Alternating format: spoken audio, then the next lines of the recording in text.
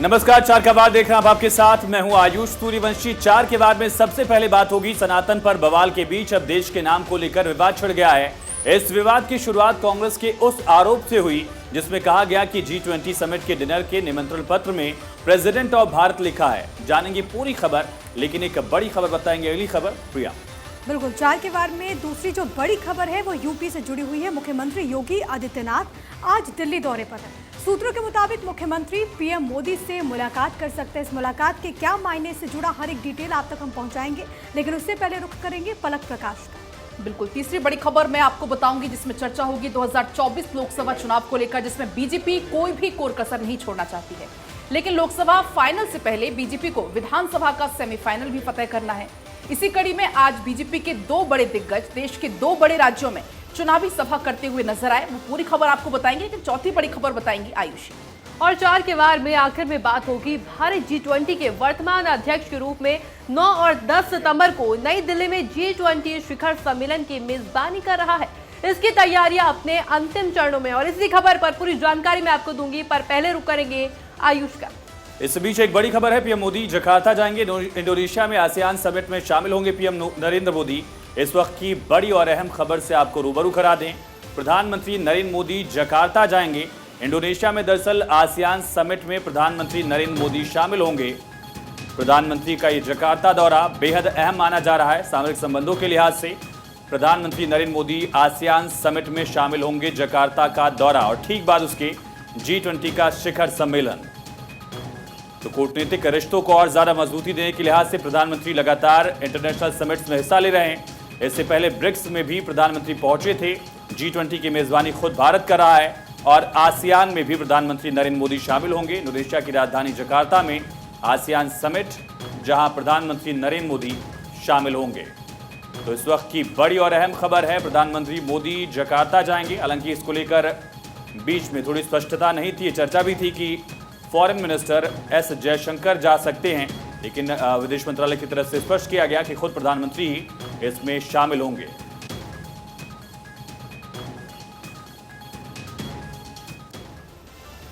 और इस बीच बड़ी खबर यह भी है कि सनातन पर बवाल के बीच देश के नाम को लेकर विवाद उठ खड़ा हुआ है। विवाद की शुरुआत कांग्रेस के उस आरोप से हो गई जिसमें यह कहा गया कि G20 समिट के डिनर के निमंत्रण पत्र पर प्रेसिडेंट ऑफ भारत लिखा है, जबकि इसे प्रेसिडेंट ऑफ इंडिया होना चाहिए। तस्वीरें आपकी टीवी स्क्रीन पर है।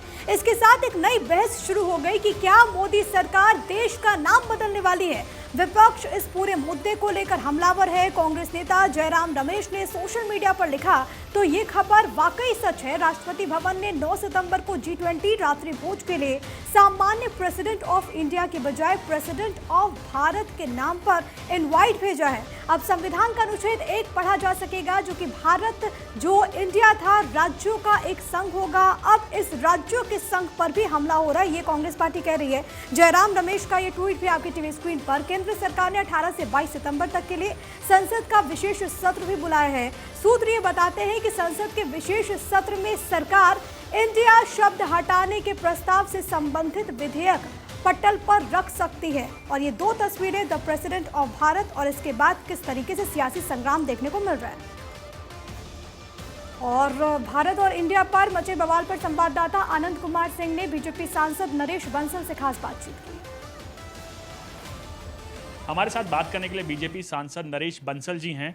सर, आपने मांग की थी कि इंडिया का नाम भारत कर दिया जाए, और कई ऐसे पत्र आ रहे हैं जहां दिखाया जा रहा है कि रिपब्लिक ऑफ भारत, क्या कहना है इस पे? बिल्कुल ठीक है। भारत नाम हमारा शाश्वत नाम है, हमारे ग्रंथों में है। भारत की व्याख्या करते हुए कहा भी गया है, उत्तरम यस् समुद्रस्य हिमाद्रेश्चैव दक्षिणम वर्ष तद भारतम नाम भारती यत्र संतति। ये हमारे वेदों में कहा गया है। तो भारत नाम था, भारत नाम है, भारत नाम रहेगा। भारत विश्वगुरु था, भारत फिर विश्वगुरु बनेगा। सर, विश्वगुरु तो भारत बनेगा, लेकिन इसमें सियासत भी खूब हो रही है। सर, जयराम रमेश से लेके पवन खेड़ा तमाम लोगों ने इसमें प्रतिक्रिया दे दी है, और जयराम रमेश का कहना है कि ये भारत को डिवाइड करना चाह रहे हैं। भारत के नाम से भारत हमेशा एक रहा है, कभी डिवाइड होने का प्रश्न ही नहीं उठता। सांस्कृतिक नाम है, हजारों वर्ष हुए, 10,000 साल में तो डिवाइड हुआ नहीं, और जब भी डिवाइड हुआ तो इन्हीं लोगों ने किया सत्ता की लालसा में। तो भारत को डिवाइड करने का प्रश्न नहीं है, भारत को एकजुट होकर के विश्व का विकसित राष्ट्र बनाना है। अगर जयराम रमेश कह रहे हैं कि भारत का नाम लेकर के डिवाइड कर रहे हैं, तो वो भारत जोड़ो यात्रा काहे की कर रहे थे? भारत को डिवाइड करने वाली यात्रा कर रहे थे क्या? उन्हें उत्तर देना चाहिए इसका। सर, विपक्ष का एक आरोप यह भी है कि इंडिया, जब से उन्होंने अपना नाम रखा है तब से बीजेपी डर गई है। बीजेपी क्यों डरेगी? उनको वो कौन से स्वप्नों में घूम रहे हैं? बीजेपी के डरने का कोई प्रश्न ही नहीं है। उन्होंने नाम क्या रखा है? उनके नाम को भारत की जनता स्वीकार नहीं कर रही है। उनको नाम रखने में भी कोई एक नाम नहीं मिला। ठीक है सर, हमसे बात करने के लिए बेहद ही शुक्रिया सर। कैमरामैन मोहित पोखरिया के साथ मानंद कुमार सिंह, भारत 24 दिल्ली। तो इंडिया वर्सेस भारत विवाद को लेकर लगातार राजनीतिक प्रतिक्रियाएं सामने आ रही हैं। एक तरफ कांग्रेस और बाकी विपक्षी दल इसको लेकर बीजेपी पर हमलावर हैं, जबकि बीजेपी के तमाम सांसदों ने इसको लेकर ट्वीट्स किए हैं। देखिए, मैं ये अभियान नहीं चला रहा हूँ, सारा देश ये चाहता है। तमाम कोनों से ये मांग आ रही है और हमारे सम्मानीय राष्ट्रीय स्वयंसेवक संघ के सरसंघ चालक जी ने भी भारत शब्द के लिए उन्होंने अपील किया है कि देश के लोगों को भारत शब्द बोलना चाहिए, दूसरा कोई शब्द नहीं बोलना चाहिए। भारत, इस देश का जो नाम है वो भारत है, दूसरा कोई नाम नहीं। भारत बोलने, भारत लिखने पर क्यों दिक्कत हो रही है? आपको क्यों शर्म आ रही है जयराम रमेश जी? पुरातन काल से हमारे देश का नाम भारत है और संविधान में भी इसको स्पष्ट किया है।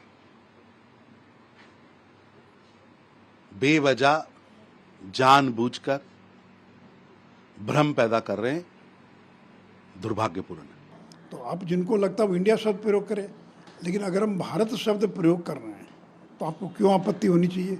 क्या आपत्ति है? किस बात की आपत्ति है? इसका जवाब तो दें। जयराम रमेश, कांग्रेस और राष्ट्रीय जनता दल और जदयू के लोग बताएं ना कि भारत माता की जय बोलने में क्या आपत्ति है? भारत नाम पर क्या आपत्ति आपको? लगता है कि अब दिन आ गए हैं विश्व शर्मा के। अरे भैया मत बोलो, नाराज हो जाएंगे मोदी जी। उन्हें तो रखा था make in India, skill India, Khelo India, ये सब तो नारे थे। हाँ, एक अशुभ था, राइजिंग इंडिया जब कहा था उस चुनाव में भाजपा बुरी तरह हारी थी। तो ये इंडिया शब्द से जो इनको एक अजीब सा डर, भय सहम गए हैं, क्या ये इस हद तक चले जाएंगे कि संविधान बदल देंगे? और इसी बीच एक बड़ी खबर आपको बता दें, यूपी सीएम योगी आदित्यनाथ आज दिल्ली के दौरे पर हैं। सूत्रों के मुताबिक मुख्यमंत्री पीएम मोदी से मुलाकात कर सकते हैं और इस दौरान अयोध्या में राम मंदिर के उद्घाटन पर इन तैयारियों पर चर्चा हो सकती है। अयोध्या में राम मंदिर का निर्माण बहुत तेजी से चल रहा है और ऐसे में संभावना है कि आगामी लोकसभा चुनाव से पहले राम मंदिर का उद्घाटन पीएम मोदी कर सकते हैं। शाम को 6 बजे का कार्यक्रम है जब योगी आदित्यनाथ की और प्रधानमंत्री मोदी की मुलाकात होगी। इस दौरान अयोध्या के डीएम भी मौजूद होंगे जो कि मुलाकात करेंगे और तमाम तैयारियों पर अपडेट पीएम मोदी को देंगे और इसके साथ ही तमाम ऐसे मुद्दे जिन पर भी चर्चा संभव है। मेन मुद्दा होगा राम मंदिर का और इसके अलावा कई और अहम मुद्दों पर इस दौरान चर्चा संभव है। शाम 6 बजे का कार्यक्रम है। प्रधानमंत्री नरेंद्र मोदी और उत्तर प्रदेश के मुख्यमंत्री योगी आदित्यनाथ की मुलाकात का उद्घाटन के लिए पीएम को निमंत्रण देंगे, क्योंकि अब समय बहुत करीब आ गया है। जनवरी 2024 का वो समय होगा जब गर्भगृह में रामलला विराजमान हो जाएंगे और उसके लिए तैयारियों की अपडेट देने के लिए, निमंत्रण देने के लिए सीएम योगी आदित्यनाथ आज पहुंचे हुए हैं दिल्ली और प्रधानमंत्री मोदी से करेंगे मुलाकात। तमाम जानकारी के साथ संवाददाता आनंद जुड़ गए हैं। आनंद, क्या कुछ और जानकारी है? किन किन मुद्दों पर चर्चा संभव है? हालांकि मुख्य मुद्दा तो राम मंदिर रहने वाला है। जी बिल्कुल, अगर पलक बात करें इस मीटिंग की तो ये मीटिंग बेहद ही अहम है। दरअसल इस मीटिंग में खुद प्रधानमंत्री के साथ साथ यूपी के मुख्यमंत्री योगी आदित्यनाथ भी रहेंगे। दरअसल इस मीटिंग को इसलिए भी अहम माना जा रहा है क्योंकि आने वाली रणनीति को कुछ इस कदर ये दोनों नेता घुमाएंगे जिसको लेकर 2024 का लोकसभा चुनाव भी उसकी जद में होगा। दरअसल ये बड़ी और हाई प्रोफाइल मीटिंग राम मंदिर के प्रोजेक्ट के समीक्षा बैठक के रूप में देखी जा रही है, जिसको लेकर अभी तक जितने भी कार्य हुए हैं उसको सीएम योगी प्रधानमंत्री को बताएंगे और इस मीटिंग के दौरान ही अयोध्या के मंडल आयुक्त भी मौजूद रहेंगे जो पल पल की जानकारी प्रधानमंत्री को देंगे कि अभी तक इस प्रोजेक्ट में कितना काम पूरा हो चुका है और कितना रह गया है, जिसको लेकर हो सकता है इन दोनों की मीटिंग में है आज ही तय कर दी जाए कि राम मंदिर की डेट या कि वो दिन जब राम मंदिर तमाम जनता के लिए, आम जनता के लिए खोला जाएगा, उसको लेकर तमाम चीजें क्लियर हो जाएं। जी ठीक है आनंद, आप नजर रखिएगा, अपडेट आपसे आगे भी लेंगे। फिलहाल शुक्रिया आपका तमाम जानकारी के लिए।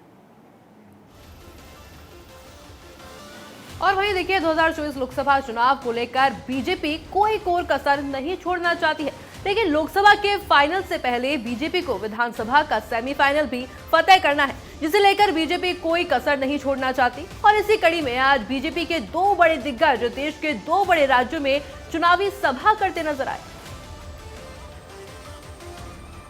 और वहीं देखिए ये जो दो तस्वीरें आप देख रहे हैं, दो बड़े दिग्गज नेता जिन्होंने की दो बड़ी सभाएं, इन तस्वीरों के माध्यम से वो कार्यक्रम आप समझ पाएंगे, क्योंकि जैसे जैसे अब चुनावी माहौल इस देश में देखने को मिल रहा है, वैसे अमित शाह का एक कार्यक्रम जिसके अंदर इन दो तस्वीरों के माध्यम से ये पूरा कार्यक्रम आप समझ पाएंगे। और इसके अंदर जो मौजूद भीड़ है उसके माध्यम से क्रेज जनता में भी जो देखने को मिल रहा था।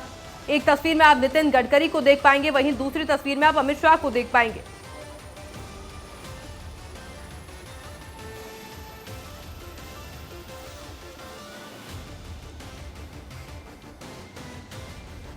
और इसी बीच एक बड़ी खबर है, केंद्रीय गृह मंत्री अमित शाह ने मध्य प्रदेश के मंडला में बीजेपी की जन आशीर्वाद यात्रा को हरी झंडी दिखाई, जहां जनसभा में उन्होंने मध्य प्रदेश में एक बार फिर बीजेपी की सरकार बनाने की बात कही।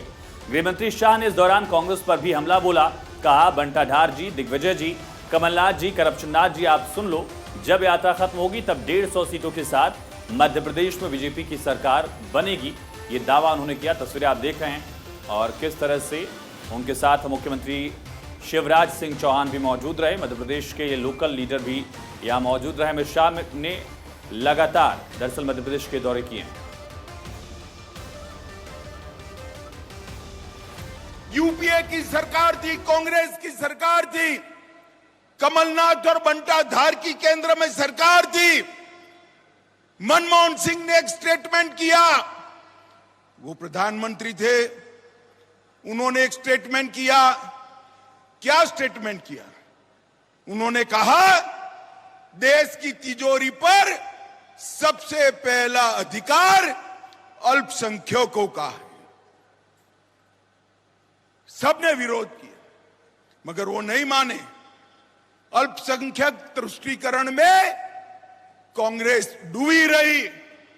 अंततः गत्वा 2014 में मोदी जी की सरकार आई और उन्होंने सारे सांसदों को भाषण दिया कि मेरी सरकार आदिवासियों की सरकार है, दलितों।